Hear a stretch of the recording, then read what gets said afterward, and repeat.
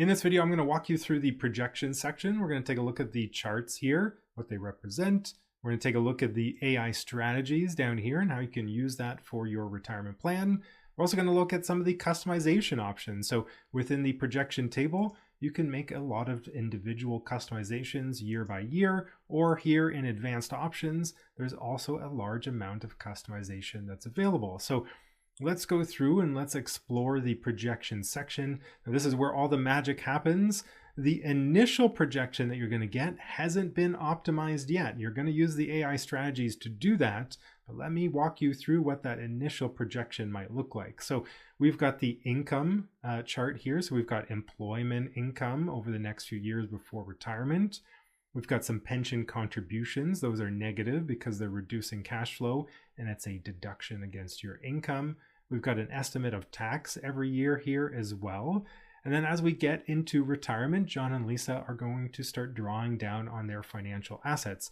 Now remember, this initial version of the plan hasn't been optimized yet, so you're going to want to use the AI strategies to add some more additional strategies to improve the plan. Let's go through and look at the other charts first. So let's look at the spending section. So here we've got the debt payments that we had entered in the debt section in Discovery. We've got the savings and investment contribution, again, that we had entered up into Discovery. And we've got the spending. Now the spending might be slightly higher than what you had entered into Discovery. And that might just be because the platform is identifying a bit of extra cash flow. And we can see it here, extra cash flow. This is just the difference between your gross income, any tax and CPP and EI that you need to pay, and whatever you're adding to your investment account. So whatever's left over, the platform needs to balance cash flow. So whatever's left over, it will put here if it's a positive value. If it's a negative value, it'll try to withdraw from your various investment accounts to fill that gap. So if you see that your spending's a little bit higher than what you entered into Discovery, that's why the platform's probably seeing that you might get some tax refunds or that you might get some additional cash flow in some other way. So if we look at retirement spending, we can see our phases. We've got the go-go retirement spending phase that we had entered in Discovery. We've got the slow-go phase, 60,000 a year, and then we've got that no-go phase starting at 85 at 57,500 per year. Again, these are all after-tax values. So these are all after-tax values that we're entering here, or that we've got shown here in the spending section. Now here in net worth, the net worth chart, we've got the buildup of their net worth over time. We've got the reduction in their debt. So we can see their debt balance going down over there, very small by the time they reach retirement. And then we can see that they're drawing down on those financial assets. The overall success rate's not great. Now this projection uses an average rate of investment return. It's the same investment return assumption that we saw in the investment plan in Discovery. It makes a nice chart, but it's not quite realistic. So the success rate analysis takes the same drawdown plan and runs it through historical periods of stock returns, bond returns, and inflation rates. We've got additional help resources if you want to see more details on how these things work, but the success rate is really measuring out of all of the different historical periods, how many end up with at least $1 left over at the end of the plan. So it's a very binary metric. If you've got at least $1 left over, that's successful. But in this case, John and Lisa are running out of money quite early in many of those historical periods. So these would be periods like the Great Depression, high inflation of the 1970s, very challenging periods for a retirement plan. And in this case, John and Lisa might risk running out of money unless they make a change to their retirement plan, their retirement spending, their drawdown strategy. Now for each of these charts, it's defaulted to today's dollars, but you can also see the future dollars estimate. So here we've got these income sources growing over time with inflation. We've got our spending growing over time with inflation. Even though the purchasing power stays the same, the actual amount that you'll be spending goes up every year as inflation goes up. And you can also see it for net worth as well. So we can see those values going up over time with inflation. For the most part, the charts will default to today's dollars. Let's take a look at the AI strategies. So down here, the AI strategies are like your own personal financial planning assistant. They're exploring options, common retirement planning strategies for you automatically within a second or two. We've got accumulation strategies, decumulation strategies. You can look at specific CPP Start Age. So when's the best time to start your CPP benefit? Old Age Security Start Age, maximizing your guaranteed income supplement, so strategies around that, retirement spending, etc. It will default to decumulation, so that's a grouping of a number of different strategies. You can always use the filter here to look at a specific type of strategy. So we could reset this and we could just look at an RRSP Meltdown. But what we recommend is that you look at a number of different strategies together using the preset groupings, these quick filters. In this case, it's highlighting an opportunity that's quite large, and the platform does this automatically. It'll rank by after-tax estate value. What we recommend that you do is that you enable and evaluate these one at a time, always looking at the top strategy. So we would enable this one, we'd come up here and recalculate the plan, and then we'd see what the effect is and what the other strategies are that the platform might be suggesting. Now again, these are suggestions, so you might have to take into account your own personal situation, health and longevity expectations, but it's good to explore what the platform is suggesting first, just so you can see what the optimized plan looks like, what the best plan looks like for your particular situation. It's always adjusting for your inputs and all of the other strategies that you've already enabled, and they can be quite impactful. So in this case, we're going up from almost $700,000 in after-tax estate value all the way to $800,000 just by doing this one strategy in retirement, and success rate goes from 58% all the way to 80%. So again, very impactful. You want to use these AI strategies. You want to explore accumulation if you haven't retired yet, decumulation if you're approaching retirement and you're planning decumulation. And then after that, if your retirement plan is very good, explore retirement spending. See if you can add some additional spending to your plan, but always take a look at what the impact is on your success rate. Now, if you need to customize your plan, there are lots of options. So if we go down here to the projection table, I can open up any of these groupings and I can make edits in any of these blue values. So any of these bolded blue values, I can edit the values. So in this first year of retirement, if I want to add an override, I want to assume that I'm going to have some more early retirement part-time employment income. I can do that, and then I can recalculate the plan to include that assumption. So now in that first year, we've got a bit more employment income between John and Lisa, and we can do that by adding an override. Also easy to remove that override. So here I can remove it. It goes back to the default value, and if I recalculate, then it will include that override removal in the plan. Now let's go back down here. You can use these overrides for many different aspects of the plan. So if I scroll to the right, we also have spending. We can add additional spending in specific categories. If you've done detailed planning, then you'll see values for each of the categories. Otherwise, it's just a high-level estimate for your retirement spending. And again, this is all after tax. You will enter values in today's dollars if you're adding overrides, and then the platform will do the inflation adjustment for you. So you can see here, 65,000 in today's dollars, 75,000 in future dollars. So when you're adding spending, always add it in today's dollars. Now, if we scroll a little bit further to the right, we can see all of our accounts as well. So there's lots of detail here if you want to plan specific investment contributions and withdrawals. But for the most part, we would suggest using the AI strategies to do this for you. That's going to be the best way to do it.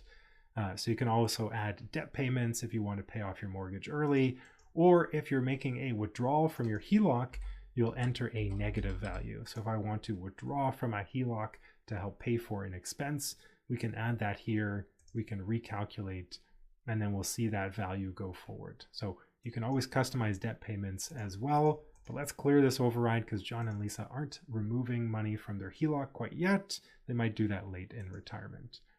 Now, the last customization opportunity is here in advanced options. Lots of options around investment returns, beginning balances for accounts. We can change the investment returns here as well, account by account, scenario by scenario. We can do that down here as well. We can use your partner's age for the RIF conversion. We can change the matching on employer or employee plans. We can do the unlocking percentage if you had a locked-in retirement account. So lots of customization options in advanced options if you need to do that, and it's scenario by scenario. We can also see the renewal date, all of our debt values. We can see our home value here. We can add a future sale date if we need to. So again, lots of customization in advanced options as well. Now, the final thing that I want to show you is up here, we can make a copy or create a new scenario. If you make a copy of a scenario, it's going to keep all of your overrides and keep all of your AI strategies. This is good if you're building on top of scenarios and you're adding additional assumptions. A new scenario is removing all of the AI strategies, setting them back to the defaults, and removing any overrides. So if you just want to start fresh, click that new button and you'll have a brand new scenario, pulling in all of the data from Discovery and Foundation. If you want to, you can also rename the scenario, or you can add notes here, a description for the scenario as well. In this video, I'm going to show you how to make a copy of a scenario and then start applying your AI strategies. So we're going to leave the base scenario as is. We're going to make a copy of this scenario, and we're going to start to apply some of the AI strategies so that we can improve this retirement plan for John and Lisa. So again, if we want to go down here and start evaluating these AI strategies, it's already ranked for us by after-tax estate value. We find that that's the best way to rank AI strategies because it includes multiple factors. So it includes OAS clawbacks, GIS clawbacks, other income-tested government benefits, tax assumptions, and of course the time value of money, so the investment growth that you'll experience. It's good to evaluate these one at a time and apply them one at a time, recalculate, and then let the platform re-explore options for you. So let's go through and do this together. Let's improve John and Lisa's retirement plan, increasing their GIS benefits, increasing their after-tax estate value, and we want to, in the end, add some more additional retirement spending as well. So we're going to apply these strategies one at a time. This one, enabling the Maximize GIS strategy, this one is very specific. It plans RSP contributions strategically to help maximize your GIS benefit. If you ever want to learn more about these strategies, go to the help resources, and there's more details, more videos about how each of these work. But here we're doing strategic RSP contributions. Those are a deduction on your tax return. It helps you get more from your GIS benefit for a period of time. In this case, between John's age 64 and 71.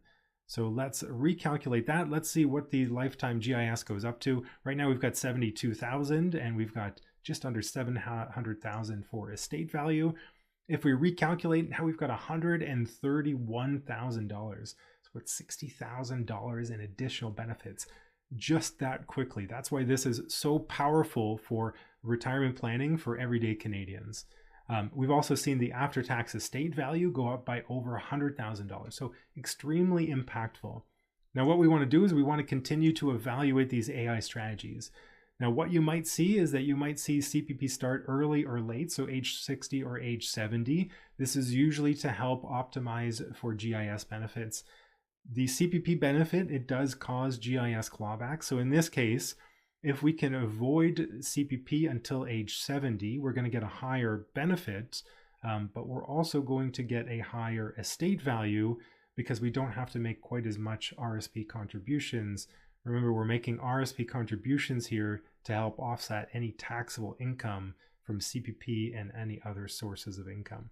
So let's enable this one here. Again, if you want to get more details on this type of planning, go to the help resources.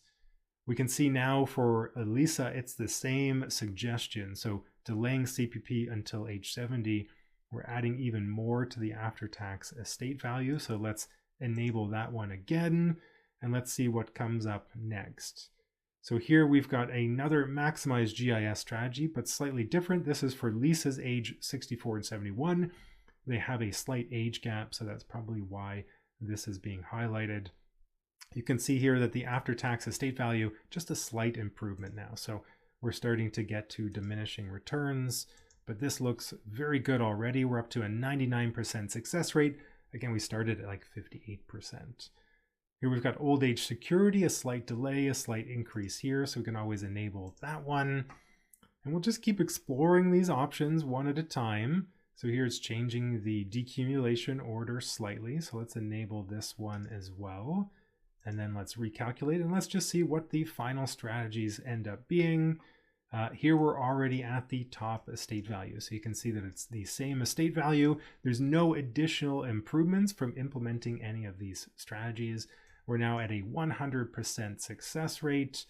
If we look here, we've got retirement spending, same retirement spending, but their net worth is significantly better by the end of the plan. So significantly more net worth and estate value, and a much better success rate. Remember in the previous video, we were running out of money potentially as early as age 70 or 80. In this case, we have all the way until age 94. We still have some buffer within this plan.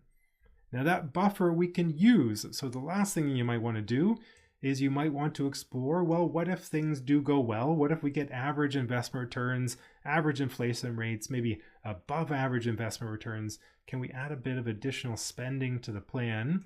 We can come down here to retirement spending, and we can evaluate additional spending for the retirement plan. We might want to front load it here, so we can add go-go spending to the retirement plan. We can enable this strategy here. We can recalculate, and then it's going to apply some additional strategies. Let's see what else we can do. Often we'll want to reevaluate the decumulation strategies here. So here we want to change this just slightly. So maximize GIS for Lisa, slightly different than it was before. So if you add spending, come back and reevaluate that. And then old age security start age, we want to change that as well back to age 50, 65. And now we're pretty much at the top strategies. So this looks pretty good already. The one thing I'll highlight is that in some cases, you could end up with a bit of a shortfall. So in this case, John and Lisa are using their home equity line of credit. They're using that for a year or two. The platform takes that into account. And then once they're able to draw on their RSP account, they are then replenishing, they're paying off that home equity line of credit. So depending on your situation, you might see the platform use a line of credit or some sort of debt if you're trying to maximize your guaranteed income supplement. So this only works if we have good investment returns, average investment returns or better, but at least John and Lisa have a lower spending guardrail, which was the previous $65,000. Now they've got an upper spending guardrail, which is up to $77,000 a year.